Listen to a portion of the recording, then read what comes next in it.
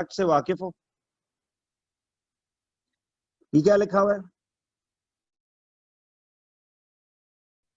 Heating a solid causes expansion and cooling a solid causes contraction. ये बात तो पता है, ठीक? ये फैक्ट समझ लो कि heating a solid causes expansion and cooling a solid causes contraction। भाई ने सीखा है कल रात को बैठ के, भाई ऐसे थोड़ी है। अच्छा अब सुनो जी, लिक्विड सॉलिड के लिए भी सेम। अच्छा अब देखिए जी जरा, ये वाला फैक्ट देखें, इस चीज को अब मैं जरा एक्सप्लेन कर रहा हूं इस सफे पे, थोड़ा सा आपको साथ साथ आना पड़ेगा। ये देखिए, देखो जो होता ये है कि जब भी हम किसी सॉलिड को क्विकली सुनते जाना, यार ये बिल्कुल पता है, एक तरह का समझो, अब रिलैक्स रह के समझते जाना है और देखते जाना। सवाल ये था कि आपने जब किसी सॉलिड को इधर से हीट किया, ठीक? नहीं, आपने कुछ नहीं लिखना, you don't have to write anything.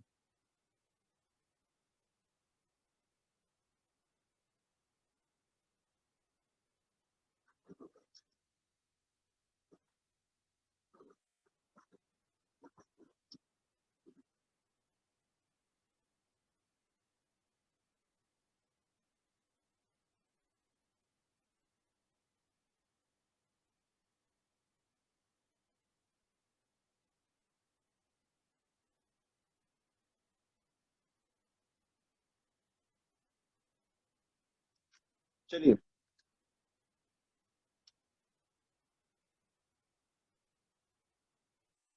इधर देखें जी, अब होता ही है, सुनना आप जरा बच्चों, मुझे एक बात बताओ यार, ये बातें ओरली सुनो, केमिस्ट्री चैप्टर 2 में कर चुके हो, याद है? मुझे एक बात बताएं, जब आप इस सॉलिड को हीट करेंगे तो पार्टिकल्स ऑफ द सॉलिड उस हीट को एब्जॉर्ब करेंगे।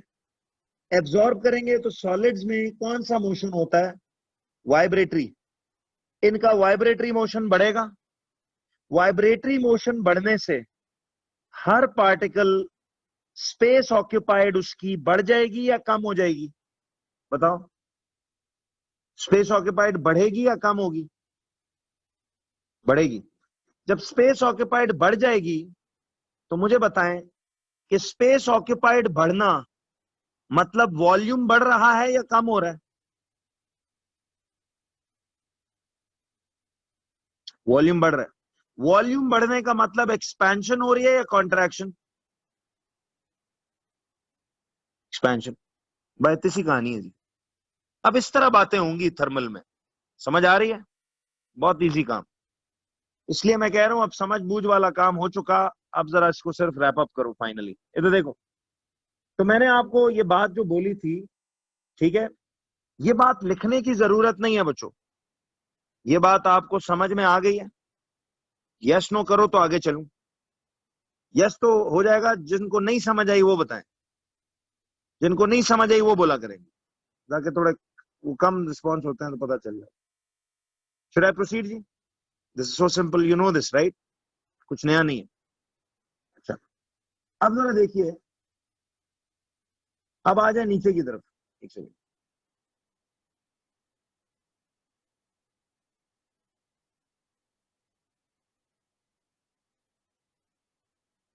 अब सुनो, अब ये बात अगर कूलिंग पे मैं ले आऊं वापस, इधर देखना, हीटिंग पे तो हमने कहा ना कि जी particles absorb heat energy, particles absorb heat energy, their vibratory motion increases, मत लिखो, सुनो सिर्फ, their vibratory motion increases, जिससे क्या होगा? वाइब्रेटरी मोशन बढ़ने से space occupied by the particles increases, और स्पेस ऑक्यूपाइड इंक्रीज होने का मतलब है वॉल्यूम इंक्रीजेस। वॉल्यूम बढ़ेगा तो it means expansion takes place. बातें बहुत आसान है, थर्मल अब बिल्कुल बच्चों वाला काम लगना चाहिए। सुनो, तो when we heat a solid, this is what happens. आपको ये सीक्वेंस ऑफ पॉइंट्स का स्क्रीनशॉट लेना है तो ले लो।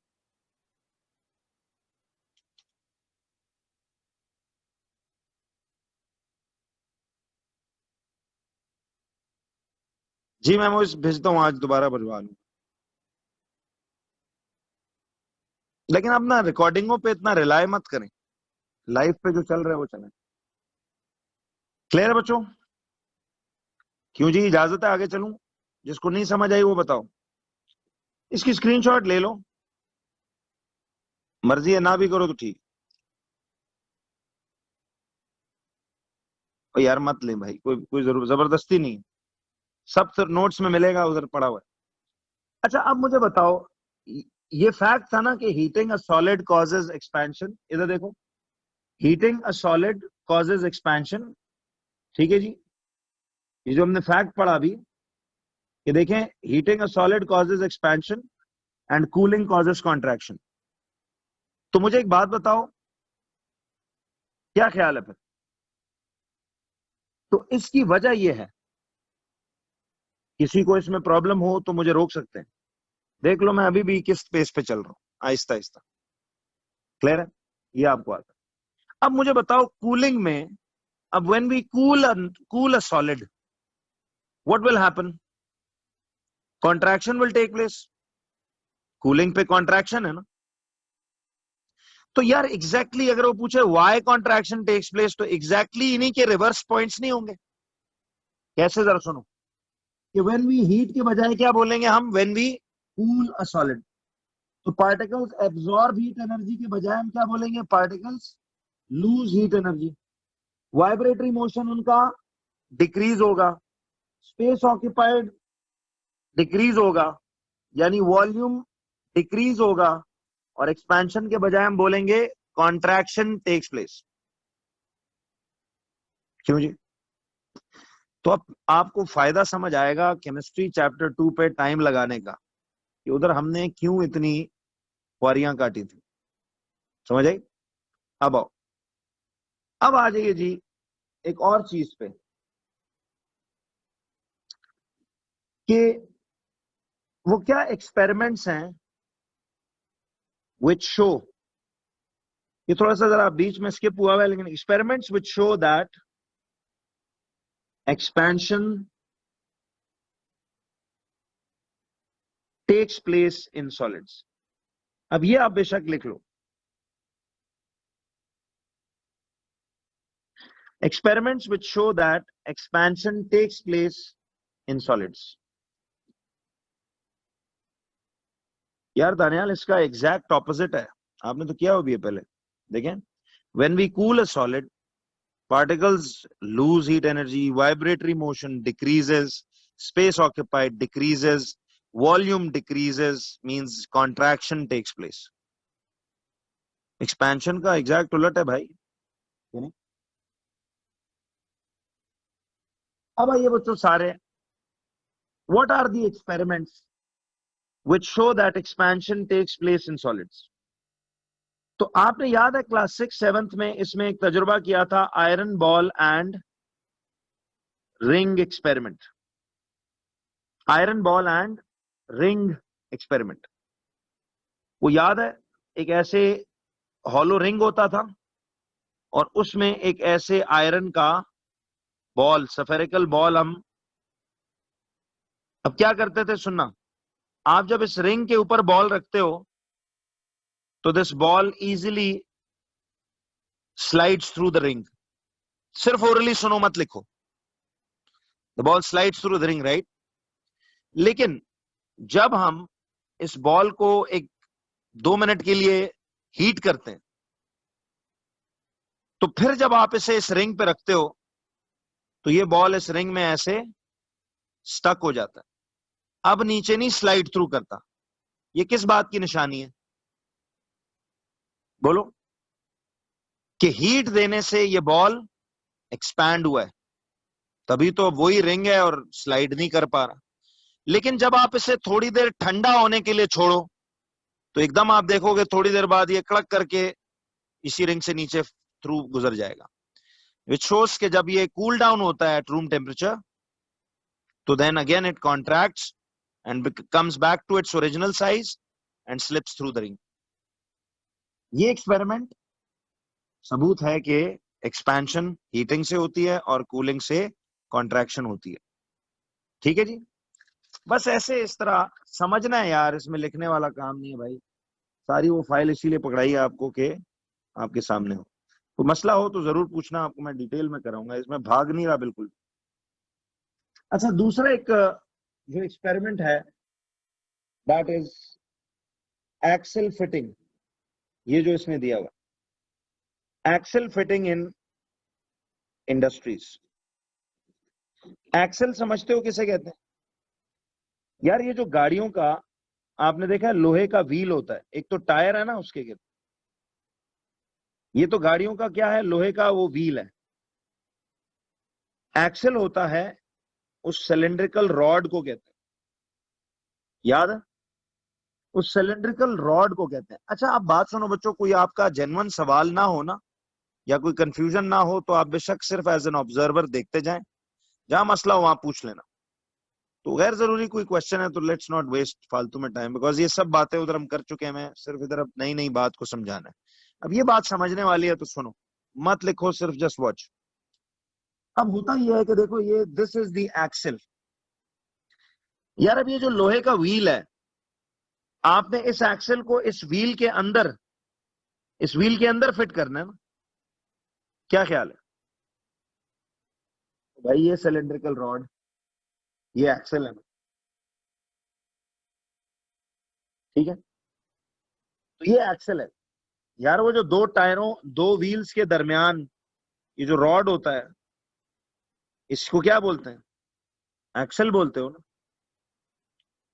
तो इस एक्सेल की फिटिंग इंडस्ट्रीज में कैसे की जाती है, जरा बताना यार। मुझे एक बात बताओ बच्चों, ये जो व्हील का डायमीटर है, इनर डायमीटर, ये जो डायमीटर है व्हील के अंदरूनी जिसमें एक्सेल ने फिट होना है, let me call this D1, और एक्सेल का डायमीटर बोल लेते हैं D2। मुझे बताएं इनिशियली D1 को D2 की निस्बत क्या होना चाहिए, बिगर या स्मॉलर? D1 को क्या होना चाहिए? अच्छा, अब आप दिमाग यूज नहीं कर रहे अगर आप बोल रहे हो बिगर, गलत जवाब है। D1 यानी डायमीटर, ये 1 जिसको कह रहा हूं, ये डायमीटर, ये स्मॉलर रखते हैं और D2 को बिगर रखा जाता है। अब आप सोचोगे सर फिर ये फिट कैसे होगा? छोड़ दो शायान, फर्स्ट पेज बिल्कुल जरूरी नहीं है। फर्स्ट पेज ये स्क्रीन शेयरिंग को देखो और बस ये एक्सप्लेनेशन देखो, गोली मारो फर्स्ट पेज को। सवाल ये सुनना बच्चों, मुझे ये बताएं D1 स्मॉलर है, D2 बिगर है, ठीक? D1 smaller, D2 is bigger. इसको जान कैसे किया जाता है? देखो मुझे बताओ, D2 बिगर होगा तो ये इस व्हील के अंदर इनिशियली फिट होगा ही नहीं। ये D2 बता रहा हूं, वही बता रहा हूं, समझा रहा हूं, भी तो मैंने बात की सर। पहले तो याद रखना कि एक्सेल का डायमीटर बिगर रखते हैं देन द व्हील का डायमीटर। ये जो व्हील के अंदर सुराख है जिसमें इस एक्सेल को फिट करना है, D2 बड़ा रखना है। तो फिर तो आप जब इसको ला के इस पे रखोगे तो फिट ही नहीं होगा। क्या ख्याल है? तो अब होता यह है, सुनना एक मिनट, हम इस एक्सेल को बच्चों डुबो देते हैं इंडस्ट्री में ना, जब एक्सेल्स को फिट करते हैं इसे डुबो देते हैं लिक्विड नाइट्रोजन में, जिसका टेम्परेचर होता है -196 डिग्री सेल्सियस। सुनना, जब इस एक्सेल को इसमें डुबो दोगे, मुझे एक बात बताएं, जब एक्सेल को इसमें आप डुबो देंगे इतनी ठंडी यख चीज के अंदर, तो ये एक्सेल कॉन्ट्रैक्ट कर जाएगा टेम्पररी या एक्सपैंड? बस सुनते जाओ और जवाब देते जाओ। कॉन्ट्रैक्ट करेगा। अच्छा, जब ये इतनी ठंडी चीज में इसको आपने डाला हुआ है लिक्विड नाइट्रोजन में, जब ये कॉन्ट्रैक्ट करेगा तो temporary D2 will now become what than D1? D2 will become smaller. तो वो हम इसके अंदर ऐसे इसको फिट इन कर देंगे आराम से। ठीक है जी, ये फिट इन हो गया। अब ये रूम टेम्परेचर पे पड़ा हुआ है। मुझे बताएं दोबारा, ये जो ठंडा यख किस्म का एक्सेल है, ये दोबारा सराउंडिंग से हीट एब्जॉर्ब करके वापस रूम टेम्परेचर पे आएगा और क्या होगा? एक्सपैंड। जब एक्सपैंड होगा तो अब अकल लगाओ, एक्सपैंड होगा तो क्या against the walls of this inner cavity, against the walls बहुत जोर से ये आउटवर्ड स्ट्रेच नहीं मारेगा? क्या ख्याल है, अकल में बैठ रही है बात? स्ट्रेच मारेगा तो आधी मजबूती तो एक्सेल को इधर ही से मिल जाती है। बाकी तो जाहिर है फिर आप इसको वेल्ड शेल्ड करते हो, नट बोल्ट लगाते हो, पूरा निजाम है, जाहिर है पूरी गाड़ी का वजन उठाने से। लेकिन आपने देखा हमने व्हील को, अच्छा आप लोग कहते हैं सर व्हील को क्यों नहीं हीट किया? भाई बात सुनो, आप व्हील को हीट कर भी दो, वो एक्सपैंड तो कर जाएगा, लेकिन कॉन्ट्रैक्ट करके वापस अपनी ओरिजिनल जगह पे आएगा, तो वो भी कोई मसला गलत नहीं है। लेकिन आप एक्सेल को ठंडा करके फिट करो ताकि ये बाहर आउटवर्ड उस तरह उसके साथ क्या करे, स्ट्रेच करे। जी आप पूछ रहे हैं जी ये क्यों एक्सपैंड करेगा? भाई ये जब लिक्विड नाइट्रोजन में है -196 में। अच्छा बच्चों, एक आपसे दरखास्त है, थर्मल फिजिक्स को ना जरा एक दिमाग वाले बंदे की तरह बैठ के सुनना, एक अच्छी ऑब्जर्वेशन वाले बंदे की तरह देखना। ये बच्चों वाला काम है, अब हमने सब किया हुआ है, इसमें फजूल में ना कोशिश करना फंसना मत। मैं खत्म नहीं करना चाह रहा, लेकिन पता है कई दफा आप लोग इस पॉइंट पे आके, असद आपने चैप्टर 2 मेरा ख्याल है केमिस्ट्री का नहीं किया हुआ ना हमारे साथ, रिकवरी में तो किया होगा।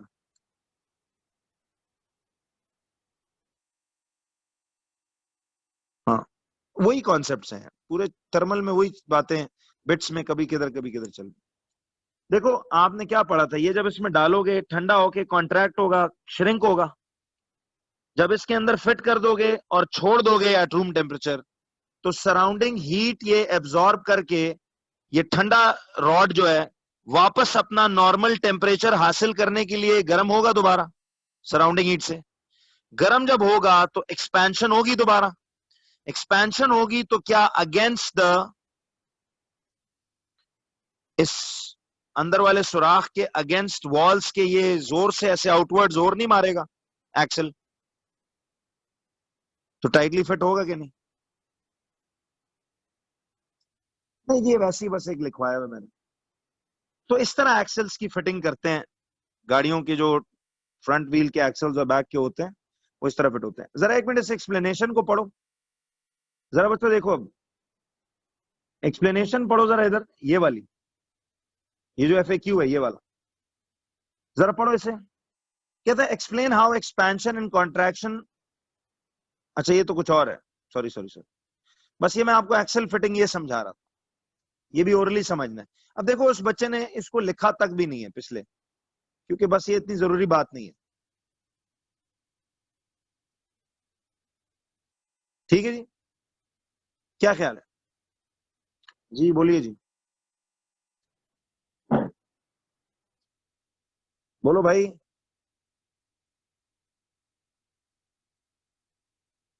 बच्चों आप लोग रिकॉर्डिंग पे डिपेंड कर रहे हो, वैसे वैसे सवाल पूछ रहा हूँ। आप कल क्लास में नहीं थे?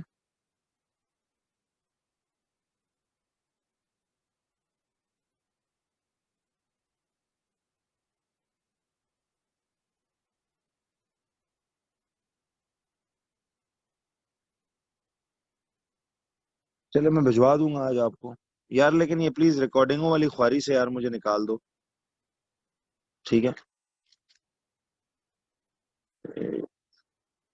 टेंशन है यार ये भी, चलो कर लेते हैं। अब आओ बच्चों जरा जल्दी करो, इधर देखें। कहता है explain how expansion and contraction of solids is a nuisance for us. ये थोड़ा मिक्सअप किया हुआ है इस बच्चे ने, ये एक्सेल फिटिंग की कहानी नीचे लिखी हुई है, जरा एक मिनट देखो इधर, ये सवाल अभी बाद में होगा, लेकिन इधर देखिए जी, आप सिर्फ ये वाला पोर्शन पढ़ो, ये एक्सेल फिटिंग का उसने वो दिया हुआ है। इधर देखो, कहता है initially initially the diameter of the axle, ये देखो कहता है initially the diameter of the axle is kept bigger than the diameter of the wheel so that the axle is dipped in liquid nitrogen for some time, due to which the axle contract and then it easily fits into the hole of the wheel.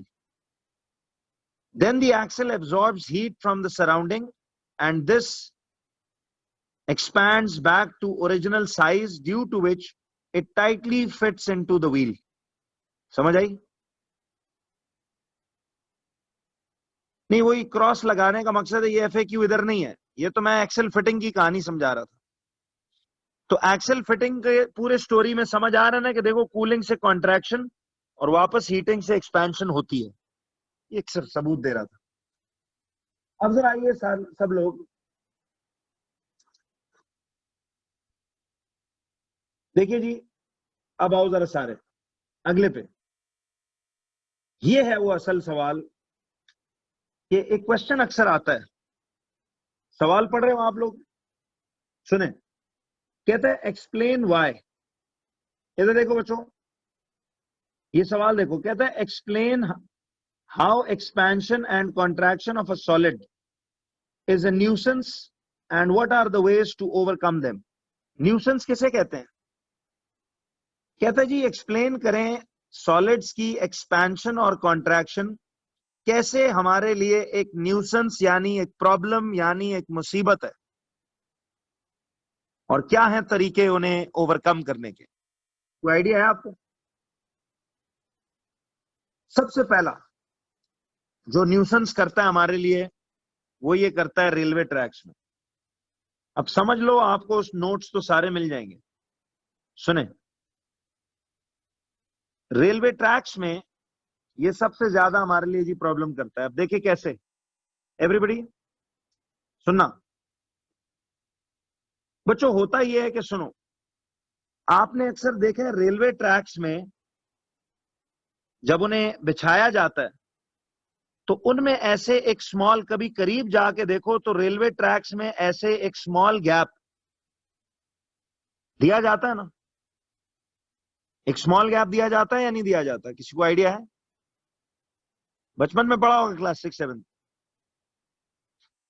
तो देखो ये suppose ये वो लोहे का एक track है और ये लोहे का दूसरा ट्रैक है, और उन दोनों ट्रैक्स में ना यहां नट बोल्ट किया जाता है, उसको यहां से उसको नट बोल्ट किया जाता है, लेकिन छोटा सा एक गैप छोड़ा जाता है। क्यों छोड़ते हैं ये गैप? ये ज्योग्राफी में पढ़ा होगा। क्यों छोड़ते हैं बच्चों ये गैप? इसलिए कि अगर ये गैप ना छोड़ते, फर्ज करो हम इसको ऐसे एक दूसरे के साथ टाइटली जोड़ देते हैं। सवाल सुनना बच्चों, अगर हम रेलवे ट्रैक्स के बीच कोई गैप ना रखते तो मुझे एक बात बताओ, दिन के टाइम या गर्मियों में जब इस ट्रैक को भी धूप पड़ती, सख्त किस्म की जून जुलाई की, और इसको भी धूप पड़ती, तो ये दोनों ट्रैक्स ऐसे एक्सपैंड करते हैं? ये दोनों ट्रैक्स एक्सपैंड करते क्या ना करते? और देखो इधर मेरी उंगलियों को, ये देखो मिसाल, ये दोनों, ये वाला ट्रैक इधर से जोर मारे, ये वाला ट्रैक इधर से जोर मारे, तो जब ये दोनों ट्रैक्स एक दूसरे के साथ जोर मारेंगे due to expansion because of the heat, तो ये दोनों ट्रैक्स जब एक दूसरे को, ये इधर पुश मारेगा, वो उधर पुश मारेगा, तो आपको नहीं लगता कि ये ट्रैक के क्रोकेड हो जाने का, देखिए जब दोनों तरफ से यूं जोर लगेगा तो मुमकिन है ट्रैक आपका यूं टेढ़ा हो जाए। इसकी रियल लाइफ पिक्चर्स भी दिखाते हैं अक्सर किताबों में कि जहां पे ये इफेक्ट हुआ हो। तो यार मुझे बताओ, ये ट्रैक क्रोकेड हुआ तो क्या ट्रेन के लिए सेफ है या उस फास्ट मूविंग ट्रेन के लिए डेंजरस है? क्या है? डेंजरस है। तो गौर करो, देखो ये कहता है the expansion of the railway tracks might make the tracks crooked, ये क्रोकेड की स्पेलिंग गलत लिखी है इसने, might makes the tracks crooked which is dangerous for the train. तो इस तरह न्यूसेंस है, expansion of the railway tracks might make the tracks crooked which is dangerous for the train। तो कैसे ओवरकम किया? A small gap is kept between the tracks to allow space for expansion of the tracks. So a small gap is kept between the tracks to allow space for expansion of the tracks.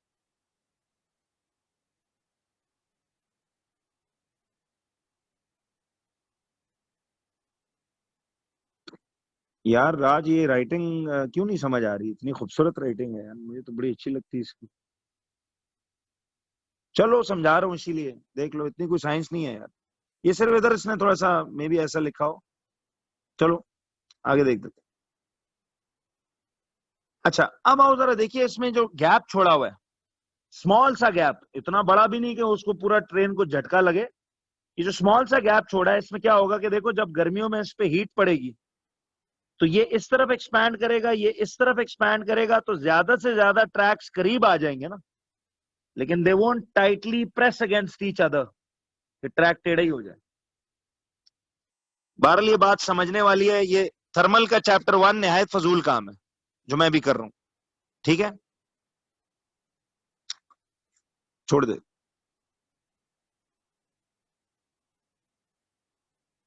अच्छा जी, लेकिन ये समझ लो बात ताकि clear हो जाए। अब आ जाइए बच्चों नेक्स्ट, कि देखिए दूसरी न्यूसेंस, ये ब्रिजेस के केस, जरा आप सुनना। दूसरी जगह ये मुसीबत हमारे लिए बनाता है ब्रिजेस के केस में, कैसी, जरा गौर करो। अब ये समझना, देखो बच्चों, ये जो पुल होते हैं,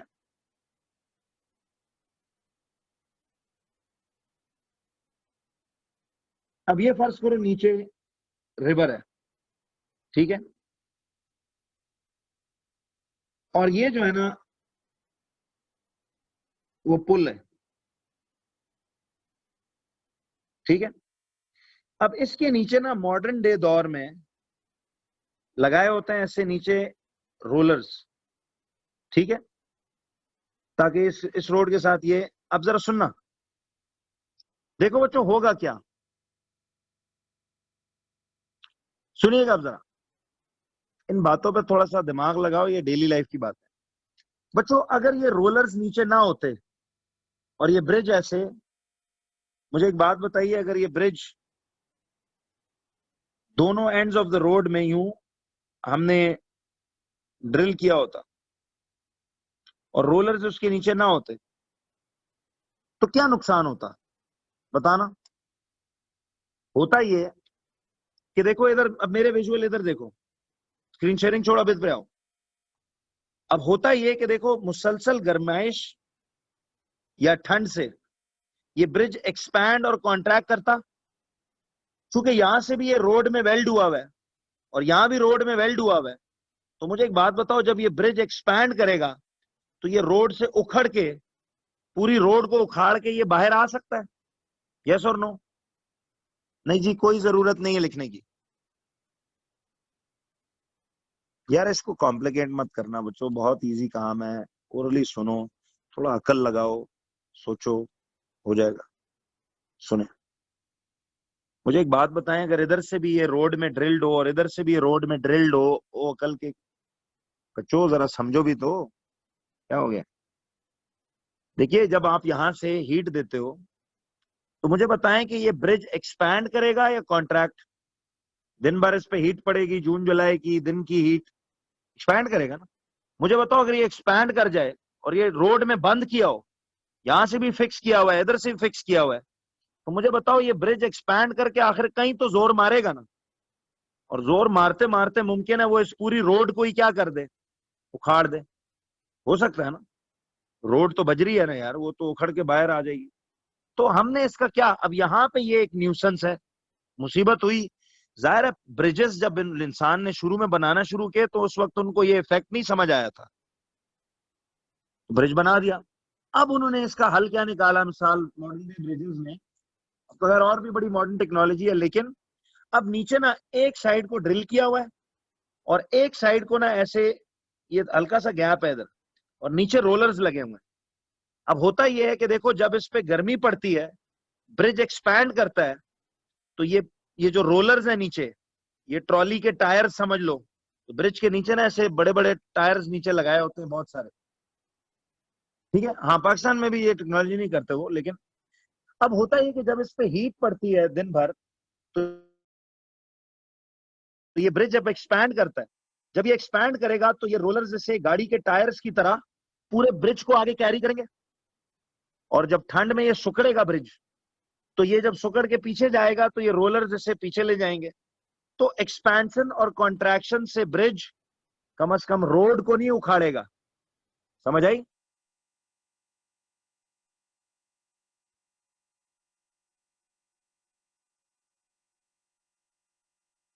जी जी बिल्कुल एक्सपैंड करेंगे भाई। तो अब जरा इसको ब्रिजिंग में इसको पढ़ो जरा, अब एक मिनट देखें, एवरीबडी वॉच। कहते हैं देखो ब्रिजेस में एक ऐसे न्यूसेंस है, the expansion and contraction of the bridge can damage the road. To overcome this,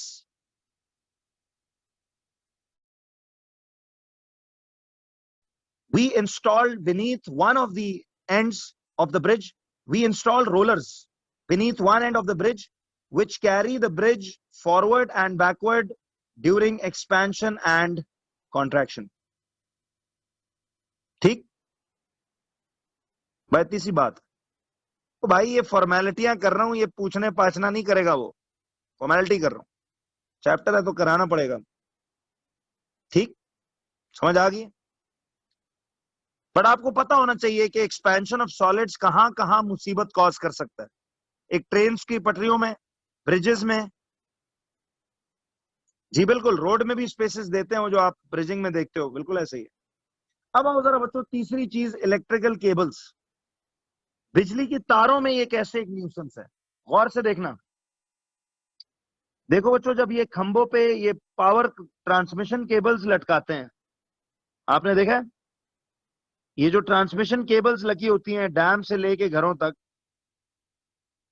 आपने देखा इनमें वो हल्का सा क्या रखते हैं, हल्का सा एक सैग, इसे क्या बोलते हैं, ये जो झुकाव सा है, हल्का सा सैग रखते हैं।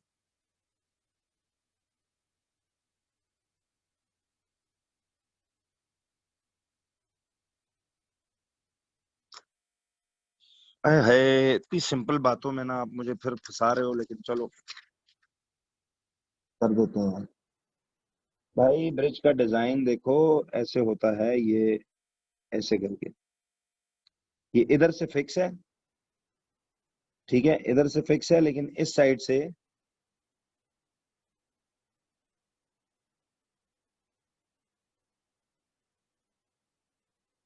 यार ये इतनी गैर जरूरी चीज है, लेकिन मैं पता नहीं इस पे क्यों टाइम लगा रहा हूँ।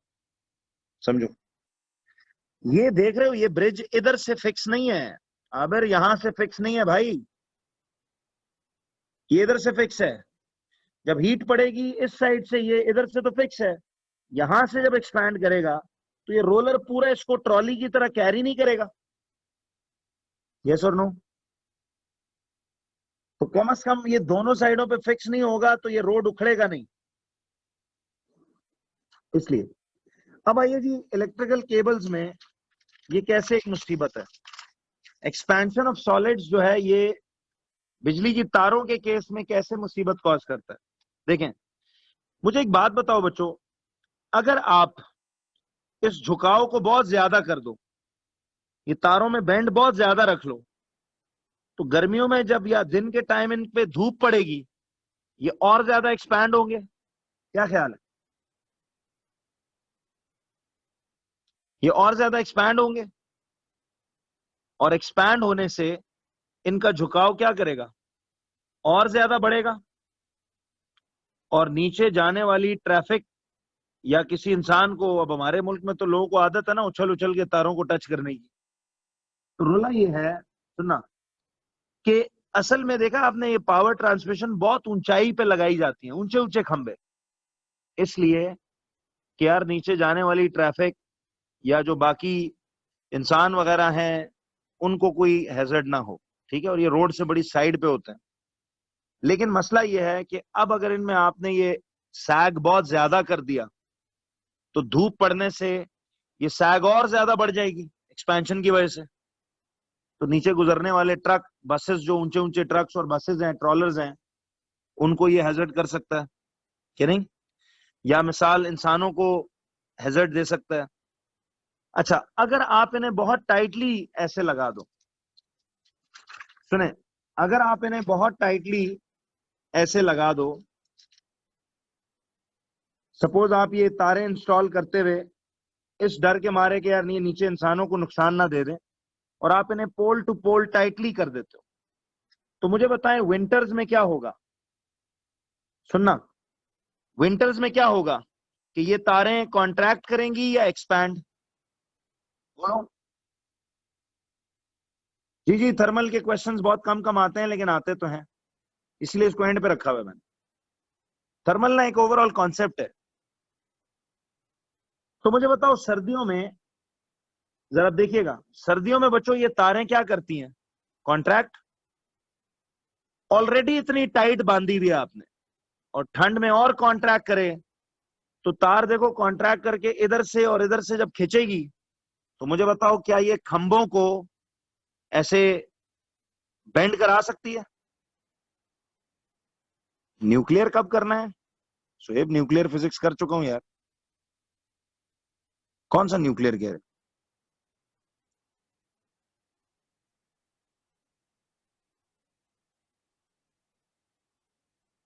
जी साहब सही कह रहे हो। अच्छा जी, तो बताओ, असूलन पता है ये थर्मल के नोट्स खाली ना आपको मैं देता और आप पढ़ लेना इनको, आपको सारी कहानी समझ में आएगी, बट मैं फिर भी समझाता रहूंगा। देखिए,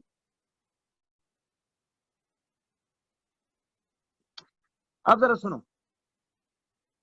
तो मकसद ये है कि अगर आप इन्हें देखो टाइटली पहले ही बांध दो, तो विंटर्स में कॉन्ट्रैक्शन की वजह से ये तारें और कॉन्ट्रैक्ट करेंगी, तो या तो तार टूटेगी इधर से उखड़ के, या इस एंड से उखड़ के, या पूरे खंबे को ही बेंड कर देगी।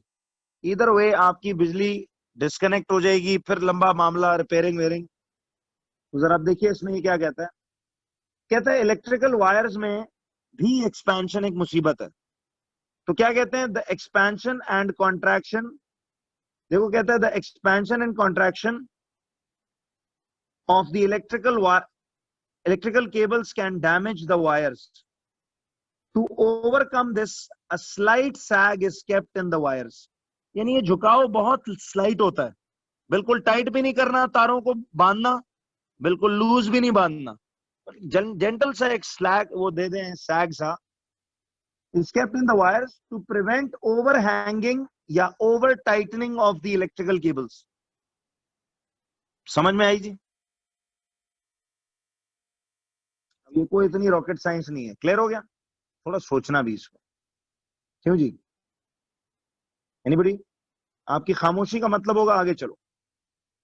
अब आ जाओ बच्चों इस चैप्टर के अगली चीज पे, जो कि समझने वाला काम अब ये है। सुनना यार, अब देखो बच्चों, ये बायमेटालिक स्ट्रिप, अब इस तरह की चीजें, नोट्स तो मिल जाएंगे आपको, लेकिन इसको समझो। बायमेटालिक स्ट्रिप क्या चीज है एवरीबडी? बायमेटालिक स्ट्रिप किसे कहते हैं बच्चों? इट इज अ स्ट्रिप, देखिए बायमेटालिक स्ट्रिप क्या चीज है? It is a strip made up of two different metals having different expansivity. क्या है जी? It is a strip made up of two different metals having different expansivity. Expansivity की definition देखो क्या लिखी हुई है। Expansivity कहते हैं ability of a solid to expand, और contractivity किसे कहेंगे? Expansivity अगर ability to expand है, तो contractivity क्या है? बोलो।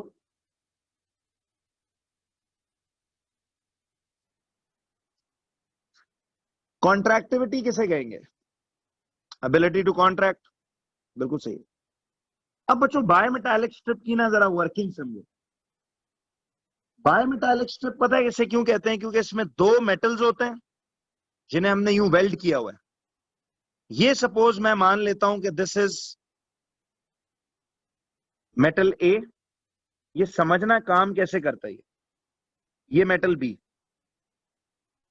ठीक है जी, मेटल ए और मेटल बी। अब इसको समझ लो, ये बात समझने वाली है इस चैप्टर में। देखिए मेटल ए की मैं यूं करता हूं, इसकी हायर एक्सपेंसिविटी रखते हैं और मेटल बी की लोअर एक्सपेंसिविटी। क्या मतलब होगा?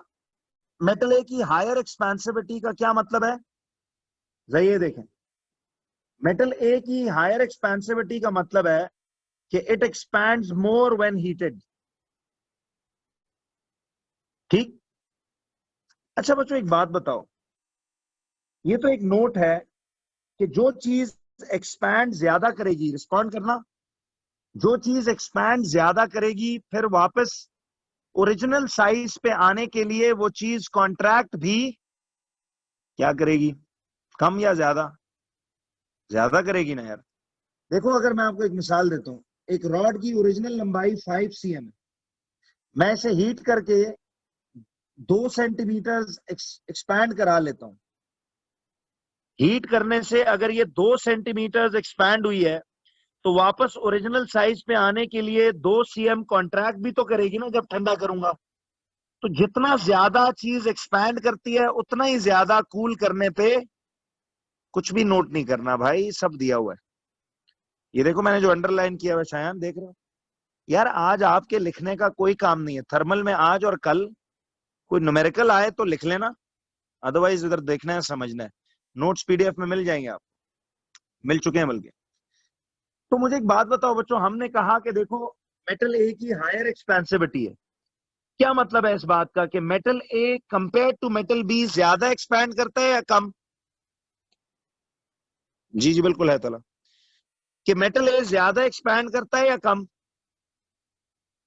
ज्यादा, बिल्कुल सही है। और मेटल बी की एक्सपेंसिविटी कम है तो इसका मतलब है ये कम एक्सपैंड करेगा, करेगा लेकिन ए की निस्बत कम। एक बात बताओ, अगर मेटल ए एक्सपैंड ज्यादा करता है हीट करने पे, तो कूल करने पे कॉन्ट्रैक्ट भी ये ज्यादा करेगा या कम? ध्यान रखना है बच्चों, होश में रहना, ज्यादा करेगा। तो आप लोग जरा ध्यान से देखो, हमने ना बायोमेटालिक स्ट्रिप जब बनानी होगी तो हम ऐसे दो डिफरेंट एक्सपेंसिविटी वाले मेटल्स को आपस में यूं वेल्ड करेंगे। दो डिफरेंट एक्सपेंसिविटी वाले मेटल्स को आपस में वेल्ड करेंगे, ये पक्का वेल्ड हो जाते हैं। अब मुझे एक बात बताना जरा, आपको ना अब आपकी अकल का छोटा सा टेस्ट है। लेट्स सी आप में कितनी अकल है। ये ध्यान में रखना, मेटल ए को मैंने हायर एक्सपेंसिविटी दी है और मेटल बी को लोअर एक्सपेंसिविटी, तो इसकी हाई एक्सपेंसिविटी है, हायर एक्सपेंसिविटी, और इसकी लोअर है। जरा एक बात बताओ, जब इस बायोमेटालिक स्ट्रिप को हीट करोगे तो क्या ये स्ट्रेट लाइन में हीट एक्सपैंड होगी या ये बेंड हो जाएगी हीटिंग से? बोलो जी। बायोमेटालिक स्ट्रिप जो है ना बच्चों, इसमें ये खासियत है, चूंकि दोनों मेटल्स की एक्सपेंसिविटी डिफरेंट है, तो जब हीट दोगे तो अब ये स्ट्रेट लाइन में एक्सपैंड नहीं करेगा, बल्कि ये बायोमेटालिक स्ट्रिप बेंड हो जाती है। आपसे एमसीक्यूज में वो क्या पूछता है सुन लो, आपसे वो सिर्फ ये पूछेगा केस 1 में कि अगर मेटल ए की हायर एक्सपेंसिविटी और बी की लोअर है और आप इस पूरी बायोमेटालिक स्ट्रिप को हीट करो तो इसका रिजल्टिंग शक्ल कैसी होगी? बताना जरा, इसकी रिजल्टिंग शक्ल कैसी होनी चाहिए? रिस्पॉन्ड। क्या ये ऑप्शन ए शक्ल बनाएगी, ऑप्शन ए वाली शक्ल बनाएगी, या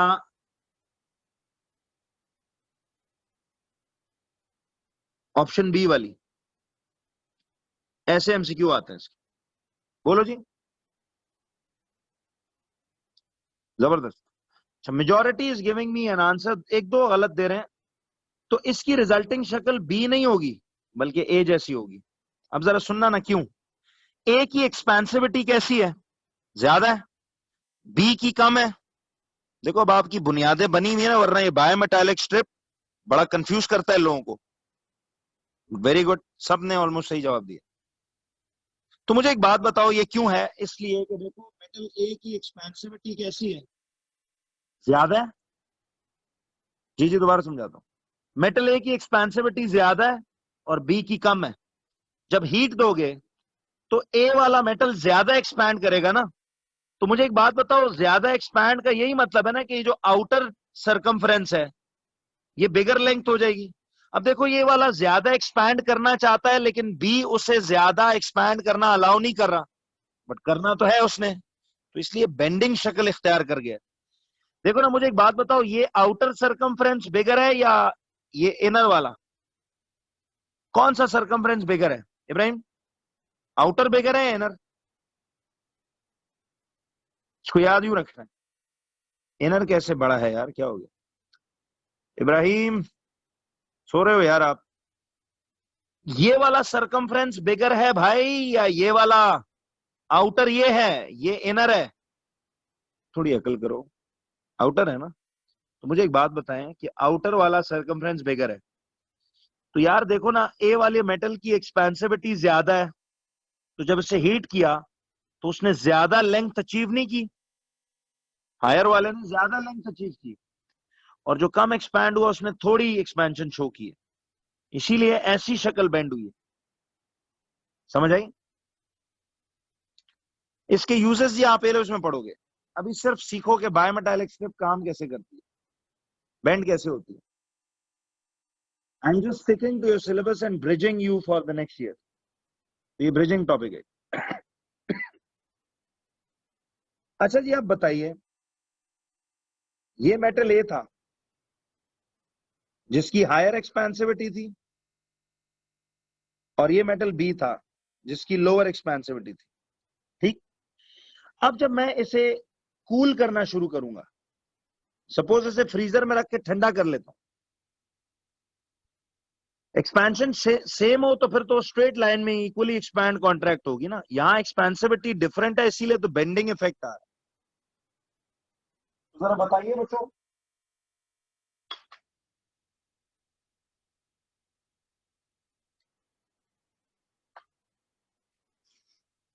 तो अब मुझे एक बात बताएं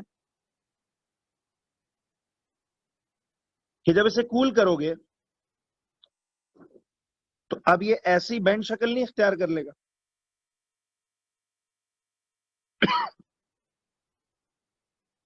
ये ऐसी बेंड बना लेगा। ये इसलिए कि देखो, जिसकी एक्सपेंसिविटी ज्यादा है उसकी कॉन्ट्रैक्टिविटी भी क्या होगी? तो कूल करने पे मेटल ए जो है कॉन्ट्रैक्ट भी तो ज्यादा करेगा। ज्यादा कॉन्ट्रैक्ट करेगा तो इसका ये डायमीटर देखो, सॉरी ये सरकमफ्रेंस छोटा है, और ये मेटल बी एक्सपैंड जिधर थोड़ा कर रहा था तो कॉन्ट्रैक्ट भी थोड़ा करेगा इसके साइज में। तो ये ज्यादा कॉन्ट्रैक्ट कर गया तो छोटी लेंथ अचीव हो गई, ये कम कॉन्ट्रैक्ट हुआ है तो इसकी लेंथ अभी भी देख लो बड़ी है। समझ में आई अब बात? तो इस तरह से ये एक चीज इसमें आपको आनी चाहिए। जी बिल्कुल। अब जरा देखिए बच्चों, नेक्स्ट पे आओ। फैक्ट है, इधर जरा देखो, फैक्ट क्या कहता है। फैक्ट कहते हैं जी, heating a liquid causes expansion and cooling a liquid causes contraction. ये भी वही फैक्ट है भाई। क्या ख्याल है? फर्क आएगा लफ्जों का।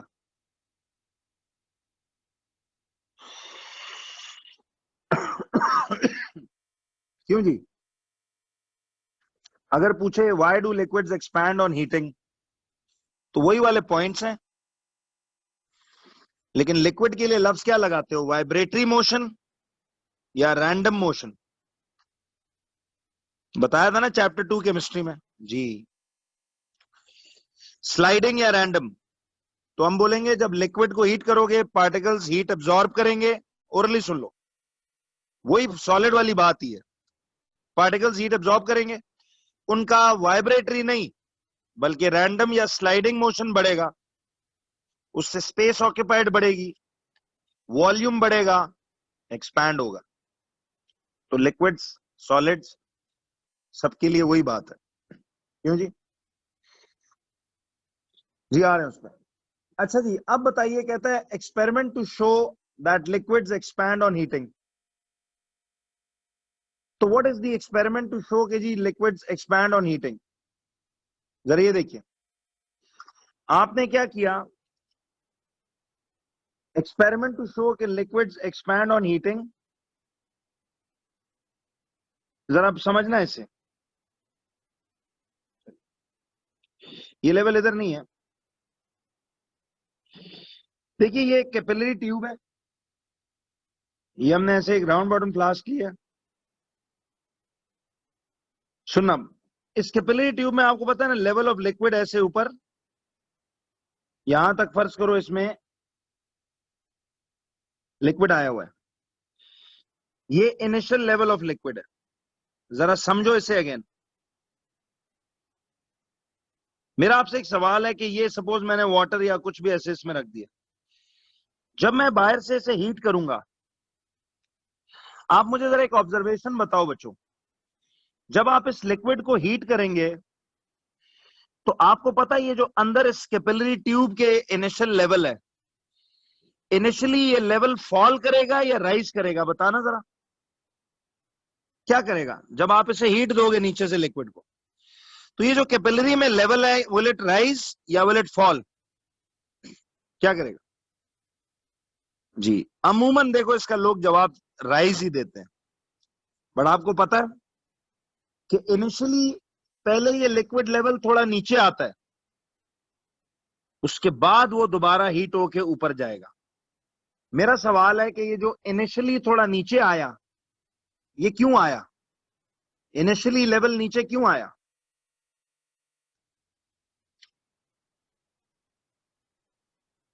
जी, आप थोड़ा सा भूल गए कि पहले हीट इस कंटेनर को मिलेगी या इस लिक्विड को? पहले हीट किसको मिलती है? कंटेनर को। सोचो कंटेनर को हीट मिलेगी तो कंटेनर थोड़ा सा फैल नहीं जाएगा? समझ आ गई ना? तो कंटेनर जब एक्सपैंड करेगा तो आपने देखा है कि ये लेवल भी थोड़ा सा मामूली नीचे गिर जाएगा, कंटेनर चौड़ा हो गया ना। तो जब कंटेनर फैल जाएगा तो ये लेवल भी थोड़ा नीचे गिरेगा और इस ट्यूब का भी लेवल थोड़ा नीचे गिरेगा। लेकिन जब हीट पहुंचेगी इस लिक्विड तक तो दोबारा हीट की वजह से लिक्विड एक्सपैंड करेगा और ये लेवल लिक्विड का ऐसे राइज करना शुरू हो जाएगा, क्या नहीं? तो ये वैसे एक बात बता रहा था। देखिए अब कुछ भी लिखने की जरूरत नहीं है बच्चों, सुनो अब जरा गौर से देखिए ये क्या लिखा हुआ है। कहता है when we heat the liquid the level of the container falls. This is because the container expands initially and when the heat reaches the liquid expands and the level in the capillary starts rising। ठीक, कोई मुश्किल बात? क्यों बच्चों?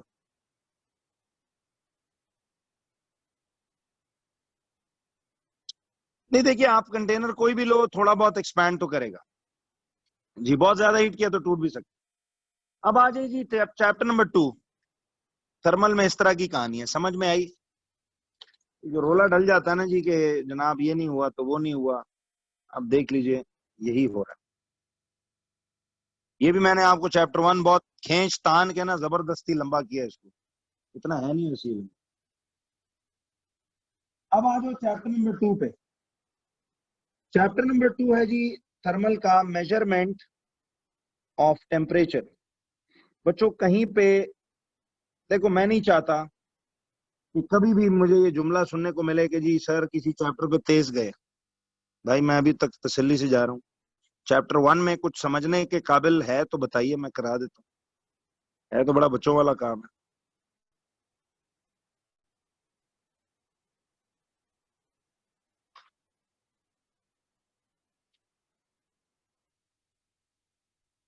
जी बिल्कुल, ये तो बहुत अच्छा हो गया।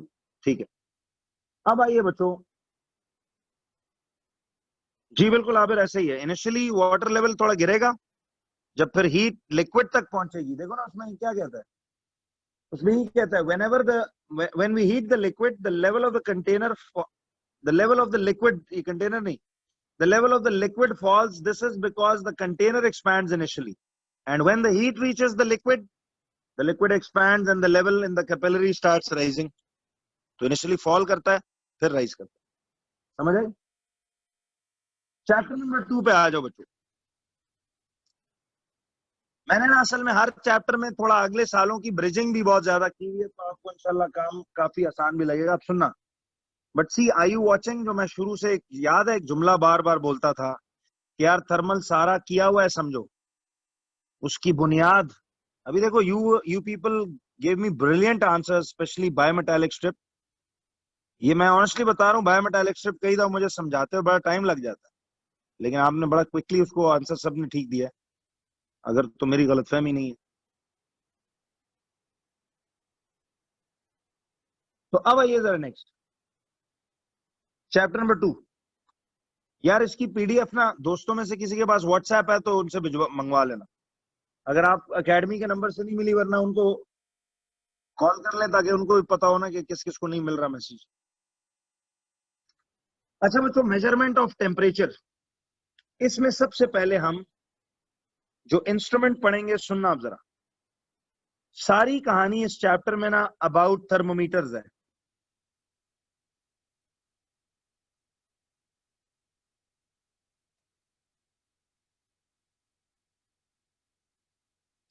सफी, मुझे नहीं समझ आया आप क्या कह रहे हो.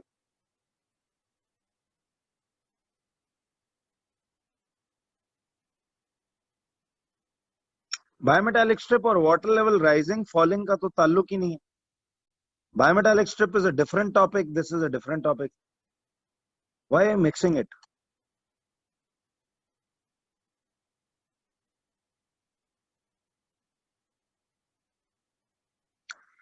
कुछ भी नोट नहीं करना यार. देखिए, ये लो यार, किधर जाऊं?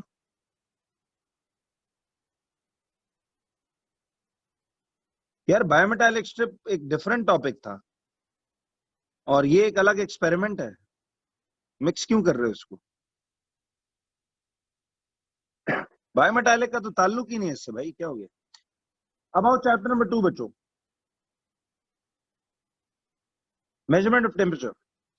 जरा एक बात बताइए, सुनो. देखो, सारी कहानी इस चैप्टर में ना थर्मोमीटरों के बारे में. 2-3 बातें टेक्निकल हैं, बाकी इसमें समझ आ जाएगी. देखो, सबसे पहले कहता है जी कि थर्मोमीटर क्या चीज है. मुझे एक बात बताएं, thermometer is the instrument used to measure the temperature. ऐसा ही है? अभी खामोशी से ऑब्जर्व करो, कुछ लिखो मत, सब दिया हुआ है आपको, पीडीएफ में मिल जाएगा. अब थर्मोमीटर जो है, सुनना आप जरा. देखो, थर्मोमीटर में ये जो इसकी पूरी की पूरी है, जो पतली सी ट्यूब है, ये वाली जो ट्यूब है, इस ट्यूब को क्या कहते हैं? पढ़ो, क्या कहते हैं? कैपिलरी और स्टेम ऑफ द थर्मोमीटर. क्या कहते हैं? कैपिलरी और स्टेम ऑफ द थर्मोमीटर. और ये जो नीचे गोल सा बजूका सा बना हुआ है, ये जो गोल सा बजूका बना हुआ है, दिस इज व्हाट? ये कौन है?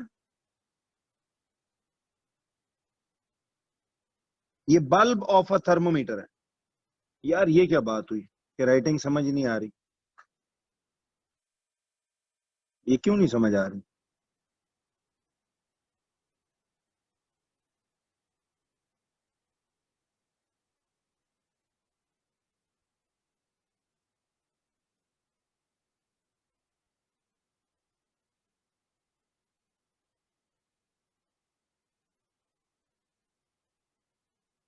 यार अब एक दो बंदे ही कह रहे हो कि नहीं समझ आ रही, बाकी तो सब कह रहे हैं बेहतरीन लिखा हुआ है.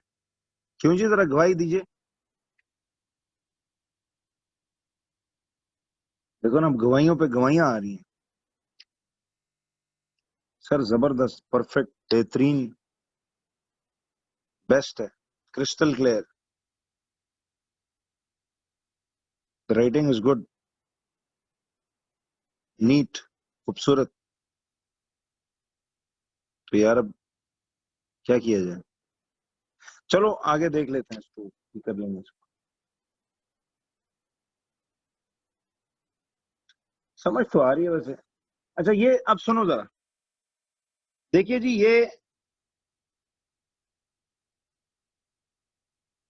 ध्यान देना बच्चों, इसको कहते हैं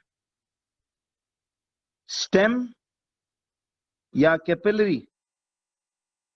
इस ट्यूब को कहते हैं कैपिलरी, और ये जो नीचे राउंड सा वो है, this is called the bulb of a thermometer. ठीक है, इसे हम कहेंगे बल्ब ऑफ अ थर्मोमीटर। यहां तक बात समझ आ गई? हाँ देखो, पढ़ के सुना भी रहा हूं ना, वो भी तो देखो, ये बल्ब ऑफ द थर्मोमीटर है जी। और इस बल्ब के अंदर जो लिक्विड होता है उसे थर्मोमेट्रिक लिक्विड कहते हैं। क्या कहते हैं जी? थर्मोमेट्रिक लिक्विड कहते हैं। समझ में आई?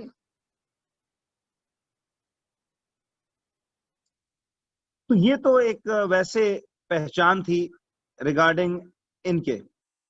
जरा अब सुनो, कुछ डेफिनेशंस है बच्चों जो आपको आनी चाहिए। देखें, थर्मोमेट्रिक प्रॉपर्टी क्या चीज होती है, जरा देखो। It is the property upon which a thermometer works और functions. It is the property upon which a thermometer works और फंक्शंस। ठीक। अच्छा, what is the thermometric property of a liquid in glass thermometer? यार ये जो thermometer आपने ऊपर देखा, देखिए ये जो आपने थर्मोमीटर ऊपर देखा है, ये वाला, इसको कौन सा थर्मोमीटर कहते हैं? इस पूरे थर्मोमीटर को क्या कहते हैं? इस वाले को what do we call this?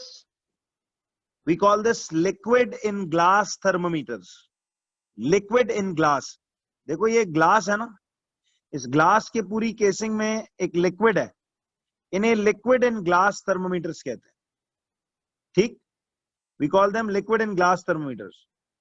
तो अब जरा सुनो, बात ये हो रही है कि what is the thermometric property of a liquid in glass thermometer. यानी ये लिक्विड इन ग्लास थर्मोमीटर, वो अलग बात है, इसमें इस वक्त लिक्विड मरकरी होगा, आगे पढ़ेंगे अल्कोहल भी हो सकता है, बात करूंगा। तो इस लिक्विड इन ग्लास थर्मोमीटर का वर्किंग प्रिंसिपल क्या है? ये किस फिनोमेना पे काम करता है, बता सकते हो?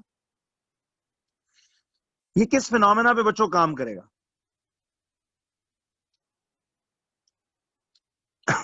जी, क्या लिखा हुआ है नीचे पढ़ो। Expansion of the thermometric liquid due to heating. यानी जब इसे हीट दोगे तो इसके ग्लास, ये बल्ब में जो लिक्विड पड़ा हुआ है, वो हीट उस लिक्विड को मिलेगी और वो लिक्विड एक्सपैंड करेगा, उस कैपिलरी में राइज करेगा, और जिस रीडिंग पे जाके रुक जाएगा वो रीडिंग टेम्परेचर की देगा। ये इतनी अहम बातें नहीं है वैसे। जरा असल में ना थर्मल को जरा मैंने इम्प्रेस करने के लिए आपको जरा लंबा खींच के लिखा हुआ है, मकसद ये आसान ही है,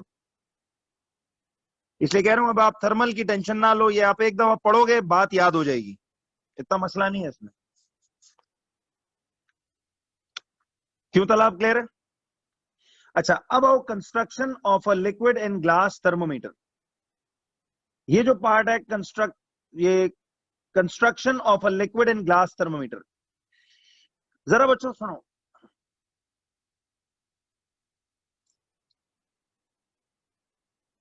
वर्क्स ऑन जंक्शन नहीं है यार, फंक्शन है ये बच्चा एफ लिखता है इसे।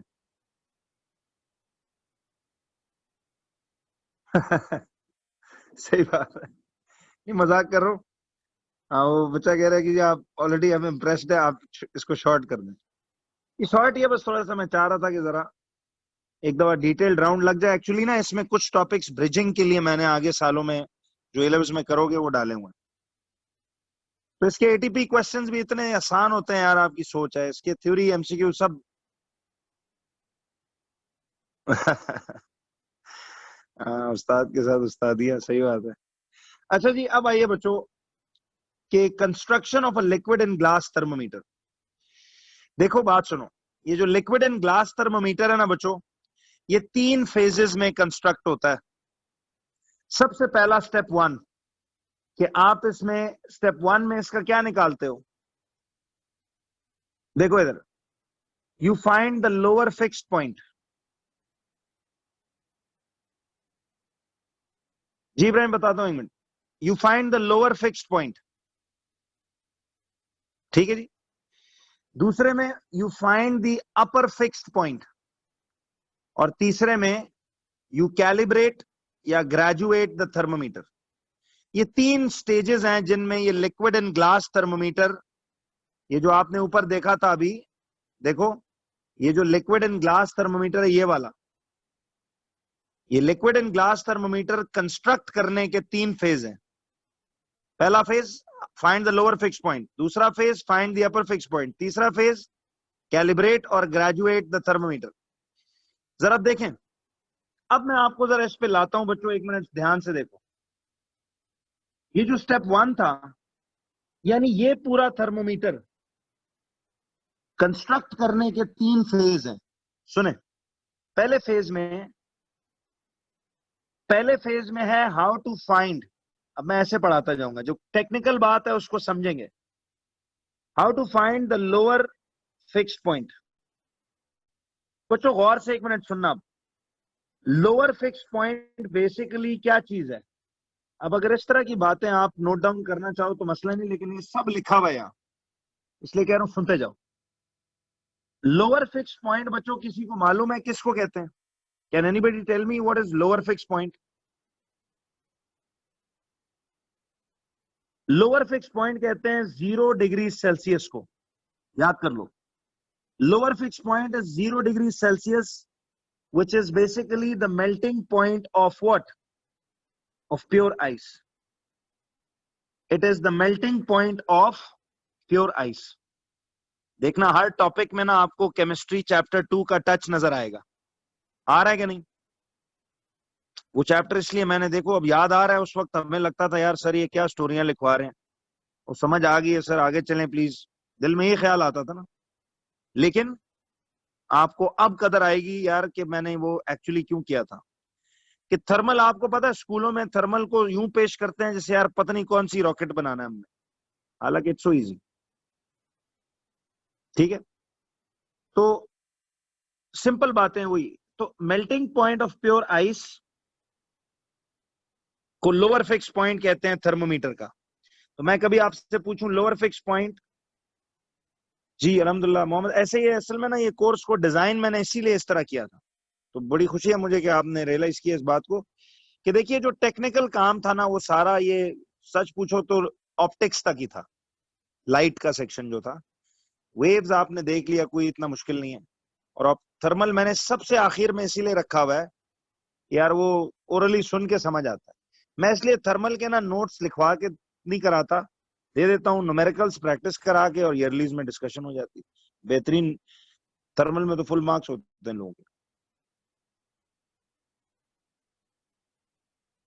जी बिल्कुल ऐसे ही। तो अब आइए जी, लोअर फिक्स पॉइंट को कैसे ढूंढा जाए। बच्चों एक बात बताओ, अगर आपने इस थर्मोमीटर पे लोअर फिक्स पॉइंट मार्क करना है तो जरा अपने दिमाग से बताओ। नहीं आज तो 29 पेजेस नहीं होंगे, कल तक खत्म हो जाएगा थर्मल।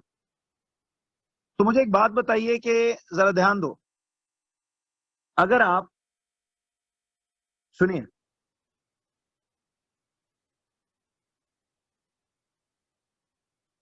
देखिए जी, लोअर फिक्स पॉइंट अगर आपको चाहिए तो आप इस थर्मोमीटर को किस में डिप कर दें, बता सकते हो? यानी if you want to mark the 0 degrees वाला पॉइंट ऑन द थर्मोमीटर, तो you will have to dip it into what? आपको इस थर्मोमीटर को बच्चों प्योर मेल्टिंग आइस में,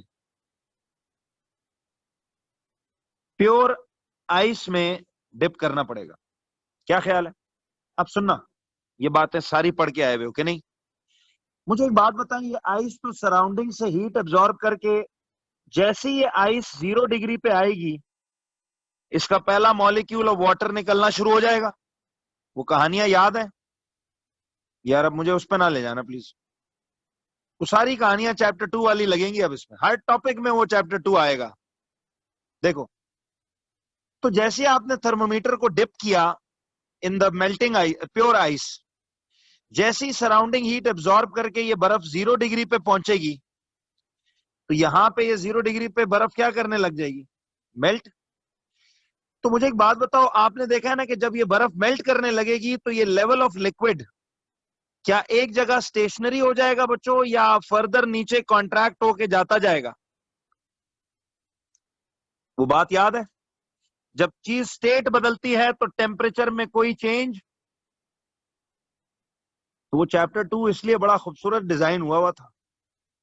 तो जैसे ही ये बर्फ पिघलना शुरू होगी तो आपका ये लेवल ऑफ लिक्विड जो है इस कैपिलरी में स्टिल हो जाएगा। तो जहां वो रुक जाए उस लेवल को आप मार्क कर दो एज, तो जिस इंडस्ट्री में थर्मोमीटर बनते हैं वो इस तरह बनते हैं, तो लोअर फिक्स पॉइंट उसे वो मार्क कर देते हैं और उसको डिजिटली क्या एलोकेट कर देते हैं?